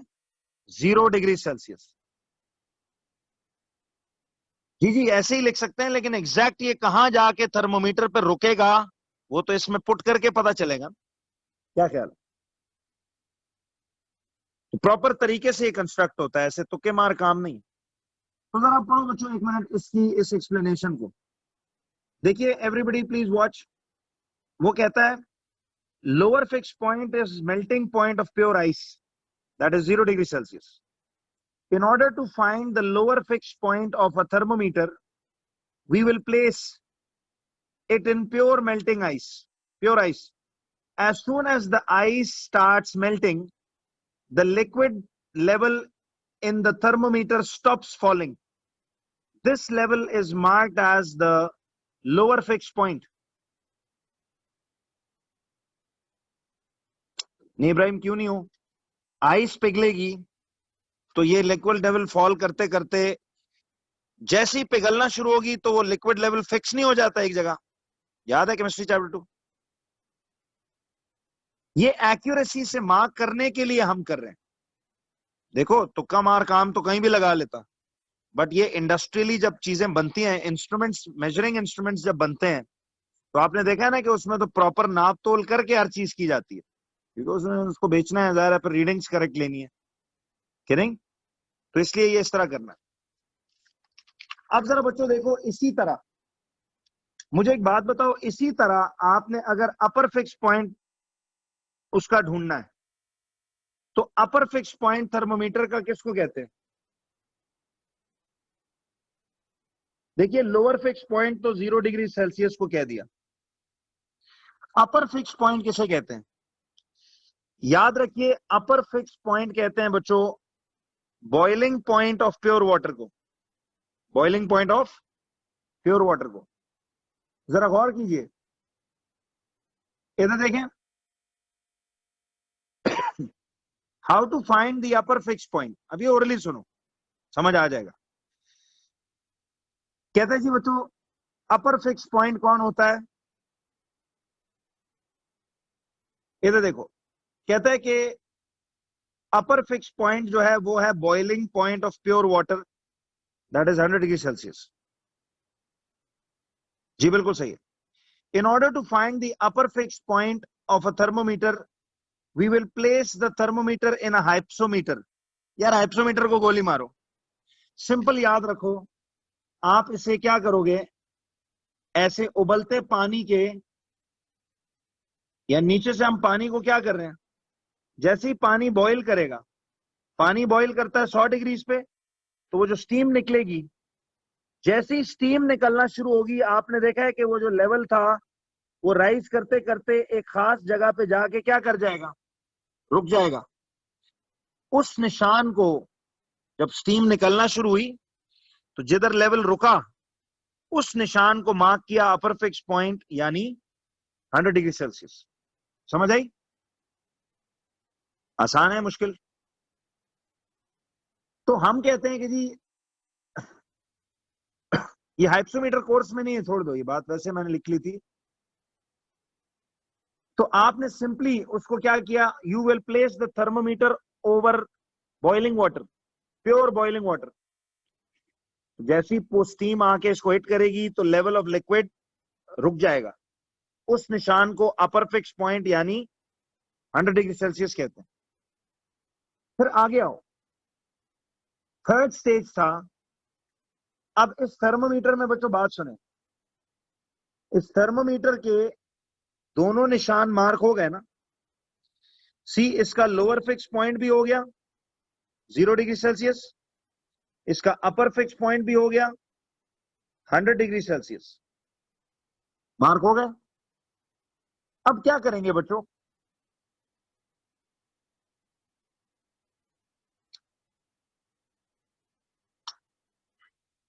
क्यों जी, कैलिब्रेशन कैसे करोगे? कैलिब्रेशन ये होगी कि देखो, अब ये जो लोअर और अपर फिक्स पॉइंट के दरमियान ये जो डिस्टेंस है, इस डिस्टेंस या फासले को कितने बराबर निशानों में तकसीम करेंगे? बोलो, इस डिस्टेंस या फासले को कितने बराबर निशानों में तकसीम करोगे? 100 इक्वल पार्ट्स में, 100 इक्वल डिविजन्स में। तो इस डिस्टेंस को हम 100 इक्वल डिविजन्स में तकसीम कर देंगे, तो ईच डिवीजन कितना आएगा? Each division will be 1 degree Celsius. क्या ख्याल है यार? मुझे लग रहा है मैं अभी टाइम ही लगा रहा हूं, लेकिन समझ में आ रहा है ना, आसान बात है। तो देखो ये क्या कहता है,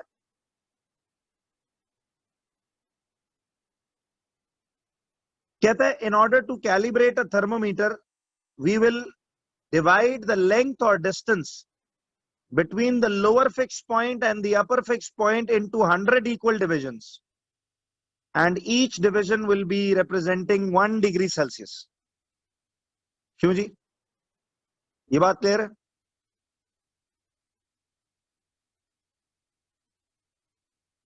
चलो बात तो समझ आ गई है ना। ये सवालात इतने नहीं पूछता, ये मैं वैसे एक बेसिक बना रहा हूं मैं। चलो यार, इसके थर्मल के नोट्स देखता हूँ, दूसरे किसी बच्चे के रजिस्टर से मिल जाए तो वो भेज देता हूँ, ठीक है। अब आइए यूनिट्स ऑफ टेम्परेचर।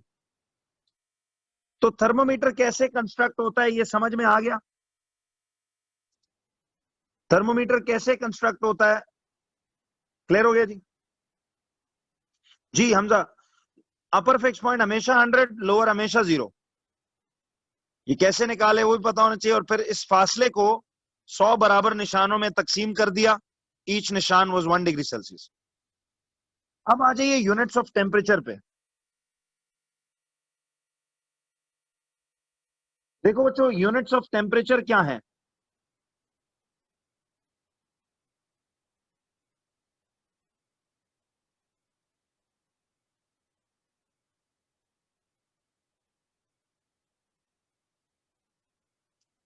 जरा देखिए यूनिट्स ऑफ टेम्परेचर। टेम्परेचर के बच्चों 3 तरह के यूनिट्स होते हैं। एक आप इधर पढ़ रहे हो जैसे, एक है डिग्री सेल्सियस, एक है डिग्री फ़ारेनहाइट, एक है केल्विन। नहीं, वो मैनोमीटर को छोड़ दें जैन, वो एक्स्ट्रा बात है, नॉट नीडेड। हाइप्सोमीटर भी छोड़ दो, वो भी नहीं चाहिए, वो अब सिलेबस में नहीं है, जाने दो। तो बच्चों अब ये सवाल है, सुनना। ये 3 किस्म की आपके पास टेम्परेचर के यूनिट्स होते हैं, याद है ना? एक डिग्री सेल्सियस, एक डिग्री फ़ारेनहाइट, फ़ारेनहाइट HEIT, और एक केल्विन। अच्छा, इनमें SI यूनिट्स कौन होते हैं? जवाब दो। SI यूनिट्स इनमें केल्विन है, ये तो शुरू से पढ़ा हुआ है, लेकिन हम डेली लाइफ में हम ये भी यूज करते हैं। अच्छा अब सुनो, एक फॉर्मूला है जिसे याद करना है आपने। वो फॉर्मूला है जो कनेक्ट करता है, learn this formula connecting degree Celsius and kelvin. हमें इस फॉर्मूला की जरूरत पड़ेगी जी। फॉर्मूला है degree Celsius equals to kelvin की वैल्यू -273। ये याद कर लो, degree Celsius is equals to kelvin -273। ठीक है जी? तो मुझे बताइए, अगर मैं आपको इसका एक न्यूमेरिकल कराऊं ऐसे,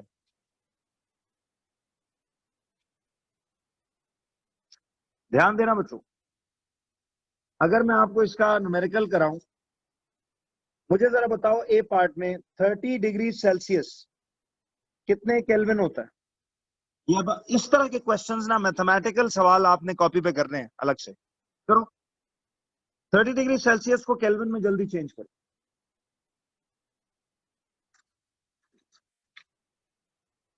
ये फैजान लिखा हुआ है, स्क्रीन शेयरिंग देख रहे हो? देखो ना, formula connecting degree Celsius and kelvin. ये देखो, ये फॉर्मूला देख रहे हो, डिग्री सेल्सियस इक्वल्स के माइनस 273। इधर डिग्री सेल्सियस की जगह डिग्री सेल्सियस वाली वैल्यू लिखनी है, के की जगह के केल्विन वाली, तो सब्जेक्ट मेकिंग से निकाल सकते हो। अब जरा देखो ना,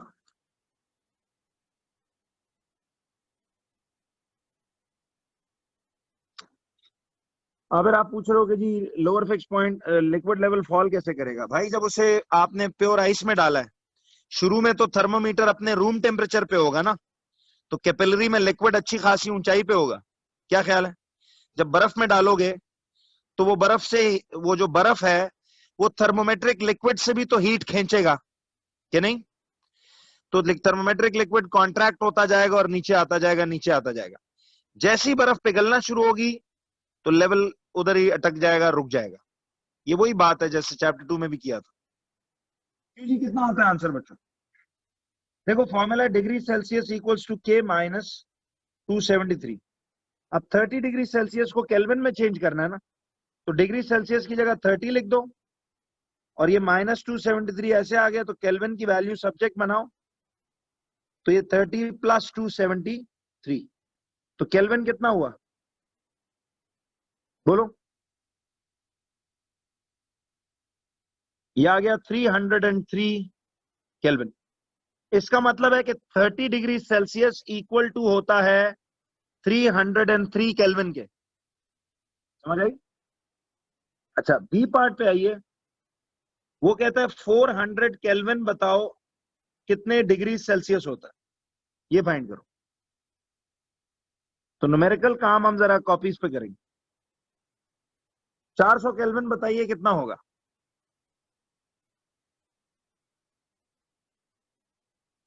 ये फॉर्मूला याद करो, ये 273 क्या है इसका प्रूफ पे नहीं जाना, ये अगले साल करोगे।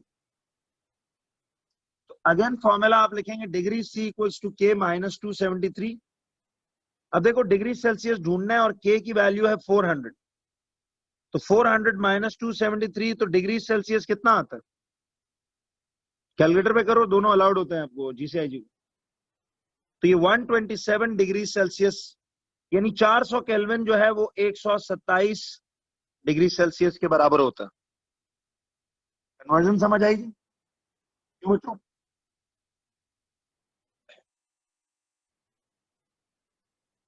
अब आ जाइए जरा इस टॉपिक पे कि थर्मोमेट्रिक लिक्विड की प्रॉपर्टीज क्या होती है। बच्चों थर्मोमेट्रिक लिक्विड की प्रॉपर्टीज, नंबर 1 सुनना गौर से,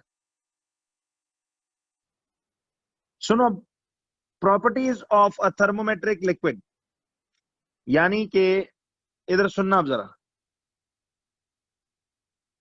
ये जो थर्मोमीटर में आप लिक्विड यूज करते हो, इसे क्या कहते थे? इसे थर्मोमेट्रिक लिक्विड कहते हैं। बच्चों आप बता सकते हो कि हमारे डेली लाइफ में इस थर्मोमेट्रिक लिक्विड का अच्छा, आप स्क्रीन शेयरिंग में कह रहे हो लास्ट पेज? महत कौन सा लास्ट पेज? यहां तो मैं वो स्क्रीन शेयरिंग पे कर रहा हूं अपना पेज।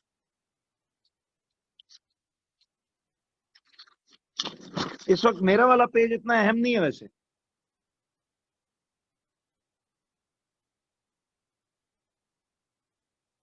मैं उधर ही से वो कर रहा हूँ यार। चले, थर्मल को ना बेस्ट तरीका पढ़ने का यही है जी, नोट्स को जरा एक नजर मारना, आपको आधी से पौनी चीजें तो खुद आती होंगी। मैंने सिर्फ उसमें एक आखिर चैप्टर में ये कंडक्शन कन्वेक्शन में 2-3 बातें और उधर जरा इंपॉर्टेंट बातें। अच्छा जी, what are the properties of thermometric liquid? देखिए आप लोग डेली लाइफ में दो तरह के लिक्विड इसमें यूज करते हो, इधर मर्करी या फिर अल्कोहल। बट अल्कोहल जब यूज करते हो तो ये तो खुद ट्रांसपेरेंट होता है। Alcohol mixed with red dye, आपने देखा है वो जो अल्कोहल डाला होता है जिसमें उसमें लाल रंग की वो जो लिक्विड होता है, मरकरी तो सिल्वरी सा होता है। तो ये दो लिक्विड्स ही इस्तेमाल होते हैं इस थर्मोमीटर में। सवाल है कि यही दो लिक्विड्स क्यों यूज होते हैं? मरकरी या अल्कोहल के अलावा कोई और लिक्विड थर्मोमीटर के अंदर यूज क्यों नहीं होता? ये प्रॉपर्टीज ऑफ थर्मोमेट्रिक लिक्विड उस चीज का जवाब है। समझ आ रहा है? क्या है जी पहला जवाब? कि जो थर्मोमेट्रिक लिक्विड है वो कैसा होना चाहिए, उसकी क्या क्या क्वालिटीज होनी चाहिए। Number one, it should not be it should be a good conductor of heat. ये मानते हो बच्चों, जो लिक्विड यूज कर रहे हो क्या उसे अच्छा कंडक्टर ऑफ हीट होना चाहिए या बुरा कंडक्टर? बोलो। अच्छा होना चाहिए ना, ताकि ये थर्मोमीटर जिस भी बॉडी में आप डिप करें रीडिंग लेने के लिए, उस बॉडी का हीट जो है वो ये थर्मोमेट्रिक लिक्विड एब्जॉर्ब करे, और ये थर्मोमेट्रिक लिक्विड जो है वो राइज करके आपको एक रीडिंग दे। अगर ये अच्छा कंडक्टर ऑफ हीट नहीं होगा तो क्या ये लिक्विड थर्मोमीटर का लिक्विड एक्सपैंड करेगा सही तरह? नहीं करेगा, और फिर आपको सही रीडिंग नहीं देगा।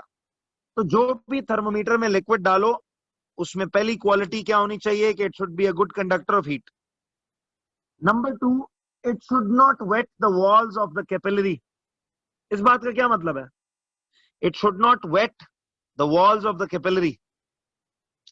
देखो इसका मतलब यह है कि जब आप एक रीडिंग ले लोगे और ये लिक्विड ऊपर राइज कर जाएगा, यार अक्सर आप जब ग्लास को भर के पानी से खाली करते हो तो आपने देखा है ग्लास की इनर सरफेस पे पानी के कतरे लग जाते हैं, लगते हैं कि नहीं? यस और नो? ग्लास गीला हो जाता है ना अंदर से। इसकी उसमें वजह पड़ोगे, लेकिन आप थर्मोमीटर में कोई ऐसा लिक्विड मत यूज करना कि जो अंदर की दीवारों के साथ चिपकता हो। उसका नुकसान क्या है कि जब आप इसकी रीडिंग लेके किसी और चीज की रीडिंग लोगे ना, तो देखो इस थर्मोमीटर की दीवार के साथ वो लिक्विड जब वापस फॉल करता है तो कुछ अगर लिक्विड यहां पे चिपका रह गया, ऐसे करके कुछ लिक्विड चिपका रह गया, तो आपको मुगालता हो सकता है ना कि शायद ये रीडिंग है। क्या ख्याल है? तो कोई ऐसा लिक्विड लेना कि जो सीधा ऊपर एक्सपैंड करने के बाद वापस साफ सुथरा नीचे आए, कैपिलरी की अंदरूनी दीवारों को गीला ना करे। तीसरी quality,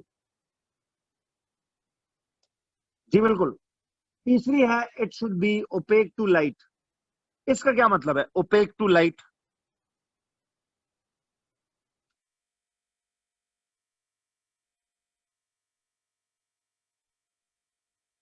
ji, opaque to light का देखो, एक चीज ओपेक का ऑपोजिट होता है ट्रांसपेरेंट।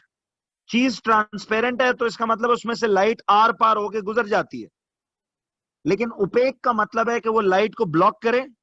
देखो अब मरकरी भी लाइट को ब्लॉक करता है ना, इसीलिए उसका लेवल नजर आता है, वो लिक्विड दिखाई देता है। ट्रांसपेरेंट लिक्विड नहीं डालना इसमें, ऐसा लिक्विड डालना है which is opaque to light, ताकि आंख उसको देख सके।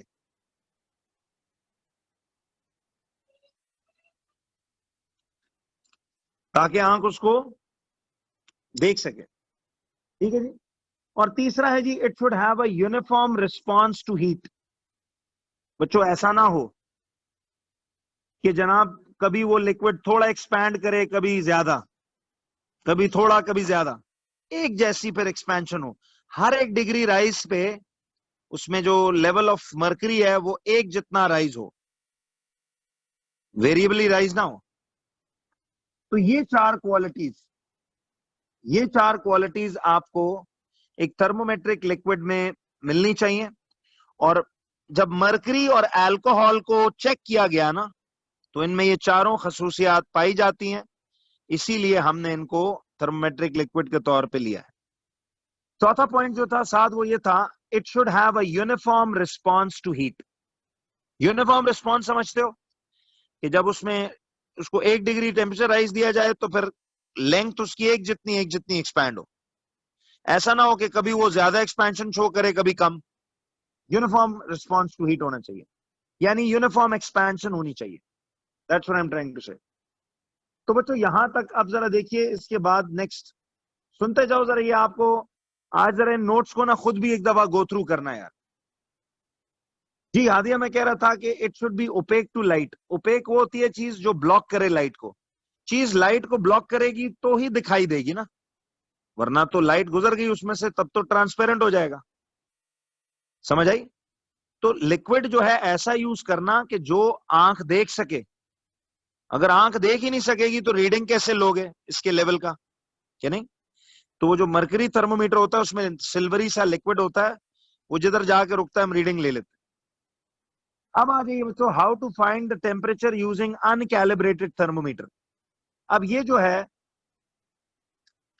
इस चीज को जरा आओ, ये एमसीक्यूज का एक पार्ट है इसमें। इस चैप्टर से थर्मल का जो है ना, वो उसमें थ्योरी में इतना कुछ नहीं आता, एमसीक्यू में एक आधा ऐसा आ जाता है। अब टोटल यार हमने ना फिजिक्स में ये 5-6 मार्क्स और स्कोर करने हैं ये थर्मल के जरिए। एक दो एमसीक्यूज है और 4-5 मार्क्स का थ्योरी क्वेश्चन। हाँ, ये इसको जरा चूंकि जी कल क्लास होगी जी 9 to 2, मैं मोल्स खत्म कराऊंगा और ये ताकि फारिग करें इसको, जरा चलते जाएं भी इंशाल्लाह। कल थर्मल आपकी एंड हो जाएगी इंशाल्लाह जी। कल मैं पहले वैसे थर्मल करूंगा और फिर एंड पे मोल्स करूंगा। ठीक है, कल आपका इंशाल्लाह केमिस्ट्री फिजिक्स भी मेनली खत्म है। सिर्फ एक जो वो जो रिवर्सिबल का एक आधे पौने घंटे का काम है वो मंडे को कर ले। ठीक।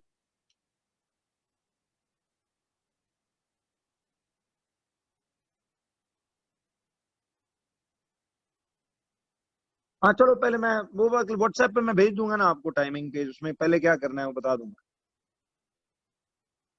अच्छा बच्चों, अब सुनो, ध्यान दीजिए। ओ भाई कितनी दफा बताऊं जी, असद कल क्लास है। कल क्लास है जी, सबको समझ आ गई है? सुबह 9 बजे जी पहुंचना है आपने। ये थर्मल खत्म कराना है, एक दफा आसान सी चीज है, एक दफा गो थ्रू कर लो। चलें, शुक्र है जी, समझ आ गई। आइए जी, अब कहते हैं how to find the temperature using uncalibrated thermometer. How to find the temperature using uncalibrated thermometer. बस इसमें अब ये बात सीखने वाली है, बाकी तो इजी है पूरा चैप्टर ही। कुछ ऑनेस्टली बताओ, अब तक मुश्किल तो नहीं लग रहा ना? जी हमारा बहुत शुक्रिया, थैंक यू। तो बस यार एक बात, एक काम करना, बल्कि थर्मल के नोट्स ना थोड़े जरा कुछ खुद भी यार एफर्ट किया करो भाई। एक दफा पढ़ लेना, मैं था कल बस इसमें फ्लो में चलता जाऊंगा, आपको कुछ मुश्किल नहीं लगेगा। ये शुरू से मैं बोलता आ रहा हूँ, थर्मल इज द इजीएस्ट। अच्छा जी, अब सवाल ये था बच्चों, गौर से देखना।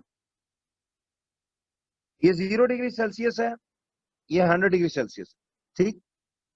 अब हमें ना सिर्फ ये 0 का निशान और 100 का निशान मार्क्ड है, बीच की ये डिविजनिंग मार्क नहीं हुई, बीच के डिविजन्स मार्क नहीं हुए। अब सुनना गौर से, एक मिनट, ये आखिरी बात आज कर लो, फिर बाकी कल कर लेंगे। बट एक बार प्लीज ये थर्मल के नोट्स को गो थ्रू कर लें। बेशक ना बच्चों आज और कल ईयरलीज को स्टॉप दे दो, ब्रेक दे दो, नोट्स करो दोबारा।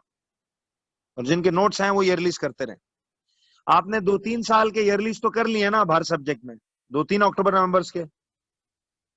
कोई ऐसा तो नहीं जिसने अभी स्टार्ट ही ना किया हो। आज का दिन ना जरा नोट्स पे लगा लो, कल संडे को जरा कर लेना।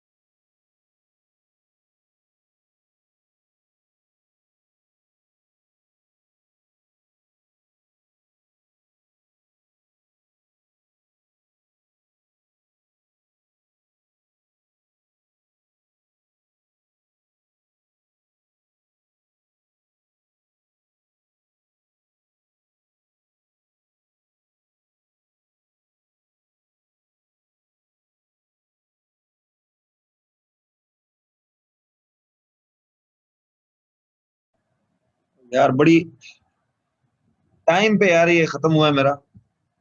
जी जी, वो मोबाइल डेड हो गया है। चलिए कोई नहीं, 2 बज गए वैसे भी।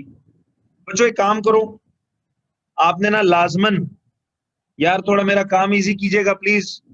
मैं कल थोड़ा फ्लो में चलूंगा, क्योंकि कल थर्मल को फारिग करो, एवं ही लटकाने का क्या मकसद है। ना कोई मुश्किल है इसमें, ना कोई वो। आपने थर्मल को ना एक दफा जरा नोट्स को, ये 10-15 सफ़े हैं, इनको आपने जरा गो थ्रू करना याद से। ये प्लीज कमिटमेंट के साथ आपने ये काम करना। थोड़ा सा ना आप अपने आप को खुद भी एंगेज करना सीखें। तो इंशाल्लाह आपसे कल 9 बजे मुलाकात होगी सुबह। कल आपका थर्मल फिजिक्स यानी फिजिक्स का फुल कोर्स खत्म, और मोल्स भी आपका इंशाल्लाह फुल खत्म। रिवर्सिबल का टाइम हुआ तो मैं करा दूंगा, वो आधे आधे पौने पौने घंटे का काम है, वरना मंडे को वो करके तो इंशाल्लाह बस फिर मैं एटीपीज पे पहले आऊंगा, और फिर ईयरलीज डिस्कशन शुरू हो जाएगी। आपकी तैयारी फुल होनी चाहिए जी अब प्लीज। आप देख रहे हैं काम अब कुछ मुश्किल नहीं बचता। मोल्स के बाद सिर्फ वो रहता है रिवर्सिबल और एयर एंड वाटर। टोटल 1.5 घंटे का काम है। रिवर्सिबल घंटे का, और एयर एंड वाटर जो है ना वो भी घंटे का। छोटे छोटे चैप्टर, उनमें एक आधा मार्क आता है, वो कराना पड़ेगा। ठीक है जी, तो इंशाल्लाह कल 9 बजे मुलाकात होती है। ख्याल रखिएगा अपना, इंशाल्लाह। Thank you, Allah Hafiz.